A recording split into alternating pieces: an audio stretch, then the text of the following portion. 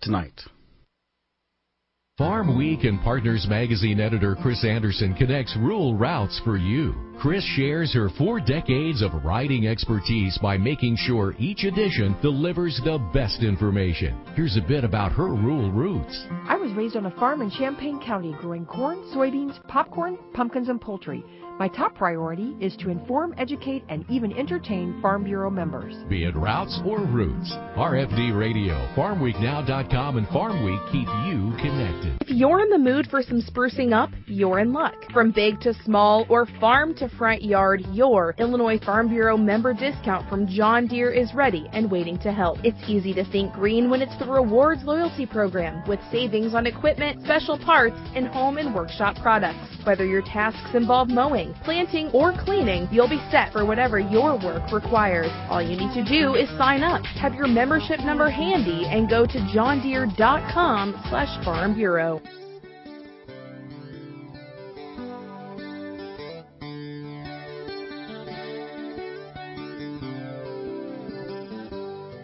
You're listening to RFD Town and Country Partners, connecting you with the food you eat, the Illinois farmers who grow it, and the food-related events, destinations, and lifestyles that make our state great. Hey, good day to you. Welcome to Town and Country Partners here on the RFD Radio Network. In the food business, Raber Packing, many in this part of the state, and especially in the Peoria area, glad to see that Raber Packing will be back online. DeLoss had an opportunity to talk to the owner-operator about that big announcement earlier this month. All right, big announcement day today. Joining us over the phone is Buddy Raber Packing. Buddy, congratulations, big announcement today. How's everything going? It's going good. We just wanted to let people know what we're trying to do, where we're trying to build, what we're trying to achieve for the future. Mm-hmm. If we could set the scene here, so it was back in November that was a devastating fire that destroyed the 65-year-old four-generation company, but you made the announcement today. So where's Raber Packing going to go for the future? Well, we're just going to move about a mile down the road into what's considered West Peoria. We'll have a lot better exposure from the main road of Farmington Road, a lot easier access, a lot easier for customers to come in. A lot better visual, going down, you'll see the nice new building from pretty far away. That's right around the spot then where 8 and that's close to the intersection of 8 and Farmington Road and what is that, Sterling? Is that right around there, a little west of there? Actually, it'll be between Swords Hill and Farmington Road's intersection, and then 8 and Farmington. It'll be between those two intersections. Gotcha. Hopefully it'll be easier to bring in trucks and take out trucks, let alone individual customers and all that. Yeah, well, the building's designed where we can keep the big trucks away from our parking lot, where before we were kind of just backing them in our parking lot. So on busy days, sometimes trucks had to wait 10 or 15 minutes for customers when they were in shopping, and now they'll be able to, it shouldn't affect our retail business too much. We'll be able to keep the trucks out of our public parking lot. Okay. Is this an existing building, or is this ground that, you're going to have to do the groundbreaking, and this is all coming from the ground up then? Yeah, this is a new construction. Okay. Yep, on a site where there is a few buildings that will have to be demoed on the new site, and then it'll be new construction. Okay. So you had in mind then what you wanted, I assume, and then you had to find a place to then execute what you wanted to do. Is that fair to say? Yeah, we were at capacity in the old building. Things were getting really hard to do. It was hard to take on more business. We'll have a new license now where we can, move products farther than what we were before, as far as we were just selling in the state of Illinois before. Now we'll have a USDA license where we can start moving product to different states.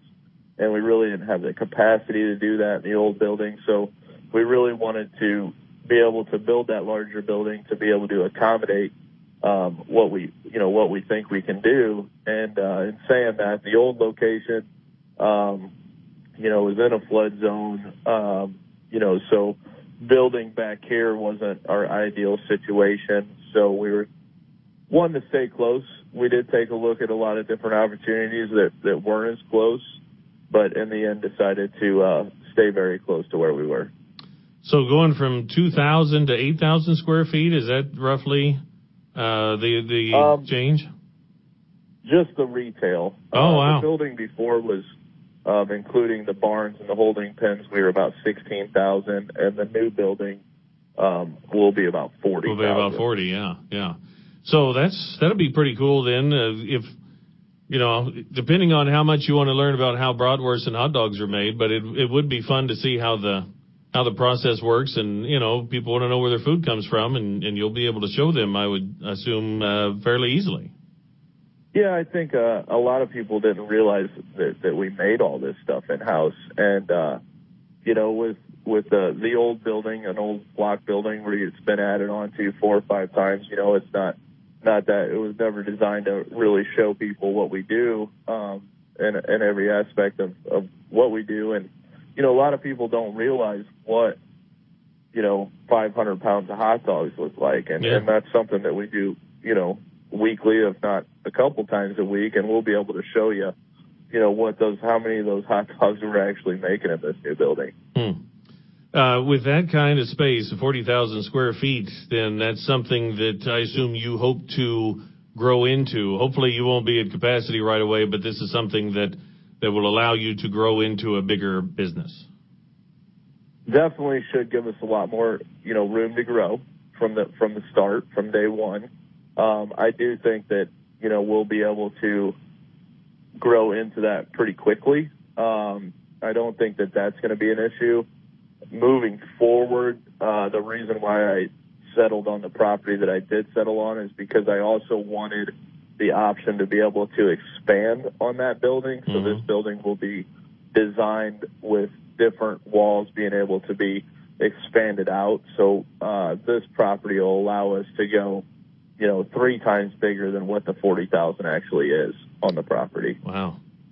I would imagine that this was not an easy decision, and I'm sure you had a lot of options from which to choose, probably even several counties away for that matter. Yeah, I kind of explain to people that if you drew a circle within 20 miles, there was probably that municipality was probably trying to talk to me. We are a very unique situation where generally if somebody wanted to build a building of this size, it's not generally an established business. So being that we were looking to expand like we were, and we already had an established business and established products and a long history, I think that's why we ended up being so sought after, is that a lot of people really would like to have this business in their town. Yeah, several counties is probably too much of a stretch, but several municipalities certainly would be in play there. Now, let me ask you a couple things about now. What are you doing now? Nothing, as far as that goes. The smokehouses, just to give you an idea on perspective, it takes 7 months to get to order a smokehouse. Okay. So those have already been ordered for the new facility before the new facility even had a landing spot. So, we've had to order equipment that takes a long time to get, but there's no way that we would have been able to be open for, to do any Easter hams in any location, even in a temporary, to get that going. Our goal would be to have a temporary location with a smokehouse set up. But the soonest that I foresee us as far as the big holiday will be July 4th. Oh, okay. Okay, so we could do Independence Day, because certainly when it comes to Christmas celebrations, Thanksgiving and Christmas, hopefully both of those are in play then. Yeah, those I don't foresee being a problem. That's our main goal, is to be open for those holidays. We did maybe disappoint a lot of people on being able to have a smoked turkey from Raber's for Thanksgiving and a smoked ham for Christmas this last year. So we're not intending to do that again a second year in a row. Yeah, that's right. Well, that's, that could be part of the tradition as well, and new traditions for you. And as you think about this, like you mentioned, USDA now being involved, does this allow you to think of, well, what if we had our own hot dog, or what if we had our own thing, just something retail like that? Is it too early to think about that sort of thing, or is that something that's in the back of your mind by chance?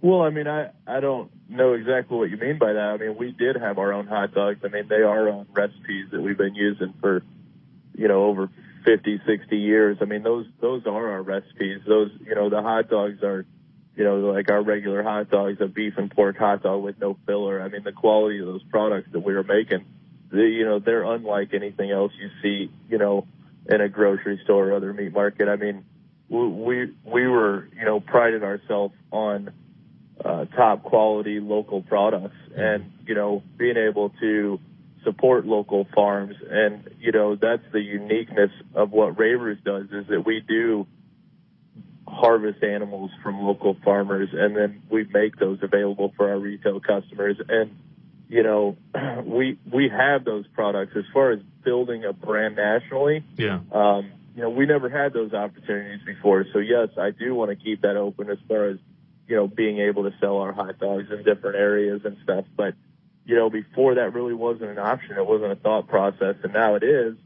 But I don't have that hot dog to show a customer right now outside of the state line. So until we get that facility up and running, there's not a lot to talk about on that issue. But I do think it opens up a big avenue for us that we didn't have before. Yeah. Well, congratulations. Thanks so much, buddy. Best of luck to you, and, continued success. We'll be eager to follow this as it moves along. All right. Thank you. Buddy Raver from West Peoria. Big announcement made today about a new site for Raver Packing Company. 65 years of tradition. Since January 1st, 15 Illinois State Police officers have been hit as a result of failure to reduce speed and move over into the other lane. 2 of those officers sadly lost their lives. April is Distracted Driving Awareness Month. Be part of the solution. Put your phone down, focus on your drive, pay attention to the road, move over, slow down, just drive. A message from the Illinois Farm Bureau and the Illinois State Police. Spring is here and things are buzzing. Farmers and pollinators are working together to help feed us. In fact, 1 out of every 3 bites of food we eat exists because of bees, butterflies, birds, bats, and other insects. Pollinators are important to our food system and the ecosystem overall. That's why farmers and those in the agricultural industry are working together to protect pollinators through education, research, and conservation efforts. Visit ilagformonarchs.org to join the buzz. That's ilagformonarchs.org.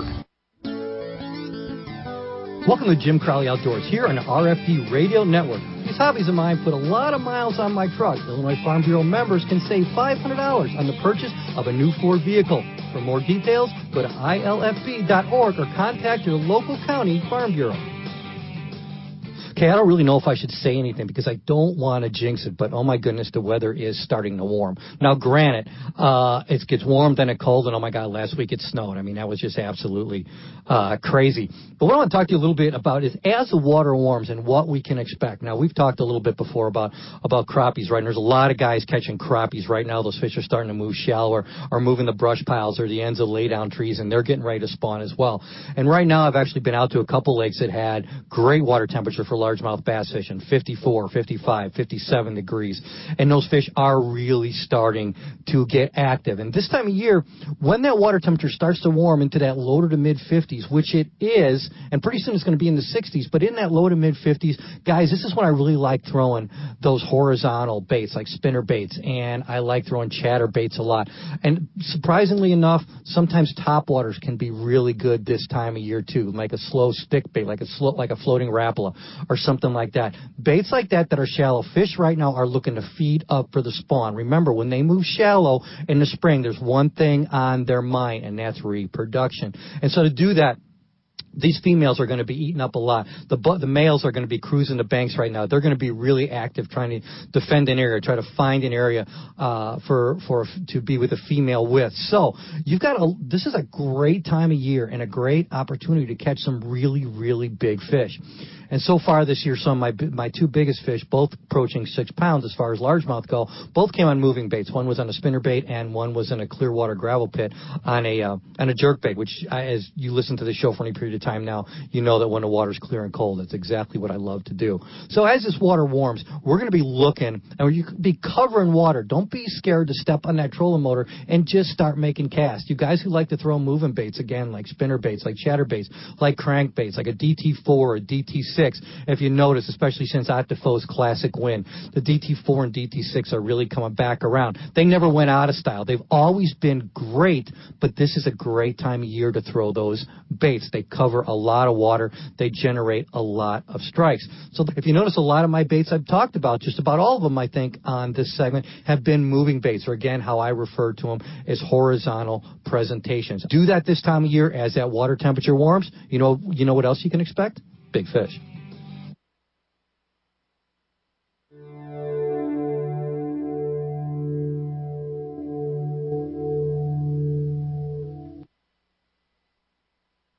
When it comes to our members, Chris Magnuson connects rural routes for you. Chris leads Illinois Farm Bureau's efforts to provide valuable information to our members. He has spent 2 decades with IFB. Here's a bit about his rural roots.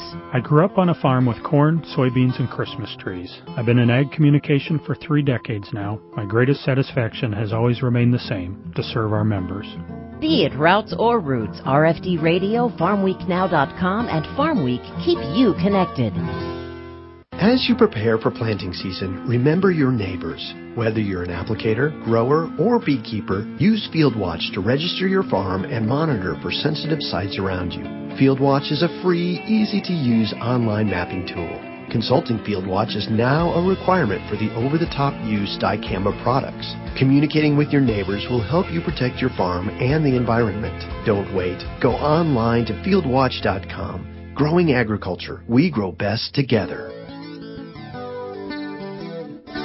Hey, we're back here on Town and Country Partners. Galosh Yankee, how are you? Just for stopping on by. I can't believe we have not discussed this before, but today is the perfect date. Today is April 25th.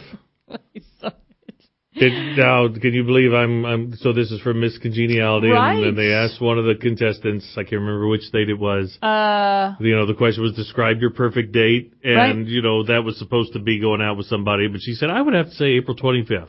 It's not too hot, it's not too cold. All you need is a light jacket. That's what she said. Yeah, I do. And she ended up taking a crown. Is that right? That was the one that won? Yeah, That's she fantastic. Actually won. So, yeah, I'm glad you pointed that out. Somebody on Facebook put that on there this morning, and I thought, oh, that's hilarious. I can't believe I've forgotten that for probably 15 years. Mr. Shatner asked. That's what that was the question. So, earlier we heard your interview with Buddy Raber. Yep. First of all, what a great name. Buddy. I love it. Hey, Buddy. I love doing that. So 65 years. Yeah. And that was in November. We were coming back from Farm Broadcasting Convention when that happened.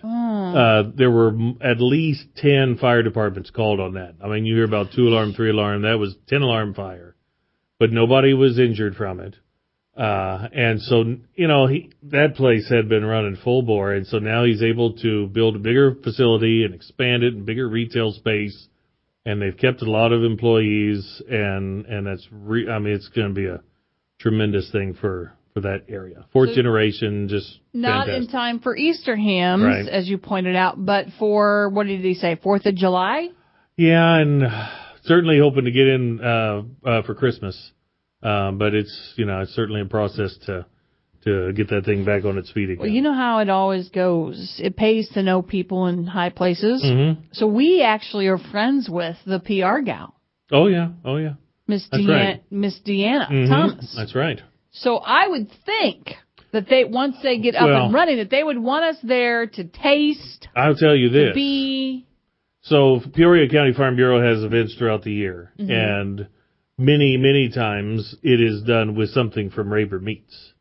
I mean, you want the incentive to attend this event. Well, it may involve a pork chop sandwich from Rayber Meats or something like that. And Rayber's, even though it's a Peoria thing, those pork chops on a stick, Rayber's are those guys down there almost all the time that do the state fair work for Illinois pork. So a lot of people have enjoyed Rayber's whether or not they've realized it.